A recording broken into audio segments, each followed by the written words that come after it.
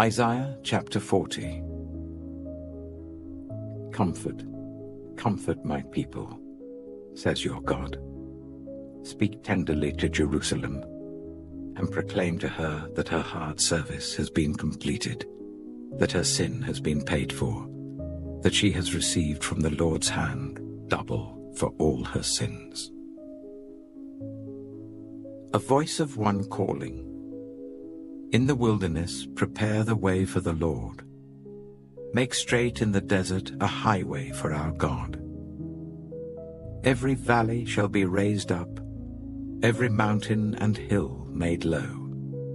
The rough ground shall become level, the rugged places a plain. And the glory of the Lord will be revealed, and all people will see it together. For the mouth of the Lord has spoken.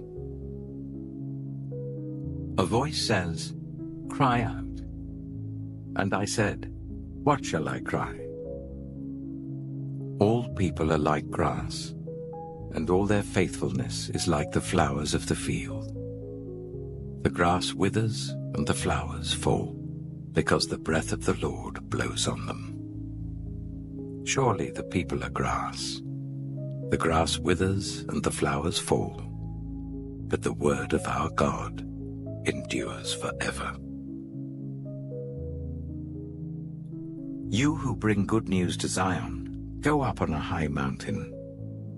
You who bring good news to Jerusalem, lift up your voice with a shout. Lift it up, do not be afraid. Say to the towns of Judah, "Here is your God."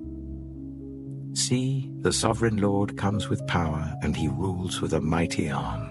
See, his reward is with him, and his recompense accompanies him. He tends his flock like a shepherd. He gathers the lambs in his arms, and carries them close to his heart. He gently leads those that have young. Who has measured the waters in the hollow of his hand, or with the breadth of his hand marked off the heavens? Who has held the dust of the earth in a basket, or weighed the mountains on the scales and the hills in a balance? Who can fathom the Spirit of the Lord, or instruct the Lord as his counselor? Whom did the Lord consult to enlighten him? And who taught him the right way? Who was it that taught him knowledge, or showed him the path of understanding? Surely the nations are like a drop in a bucket. They are regarded as dust on the scales.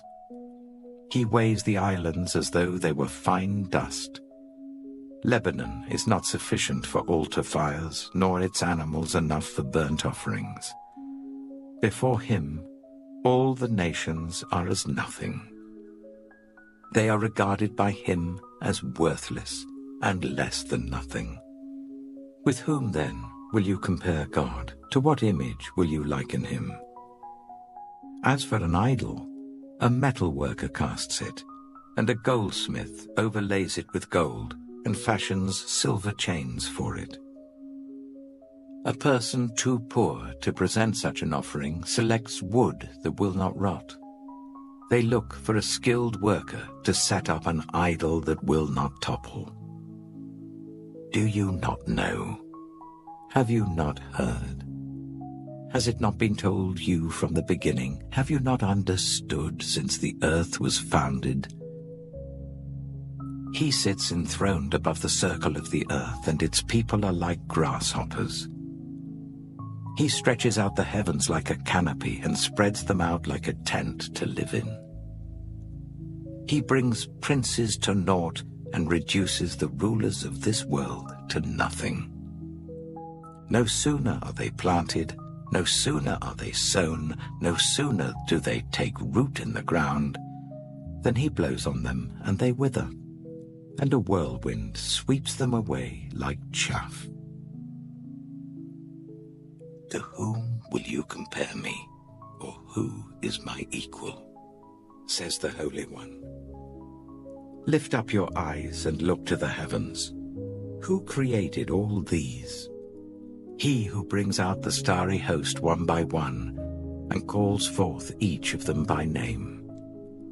Because of his great power and mighty strength, Not one of them is missing. Why do you complain, Jacob? Why do you say, Israel, my way is hidden from the Lord, my cause is disregarded by my God? Do you not know? Have you not heard? The Lord is the everlasting God, the creator of the ends of the earth. He will not grow tired or weary, and his understanding no one can fathom. He gives strength to the weary and increases the power of the weak. Even youths grow tired and weary, and young men stumble and fall. But those who hope in the Lord will renew their strength. They will soar on wings like eagles. They will run and not grow weary. They will walk and not be faint.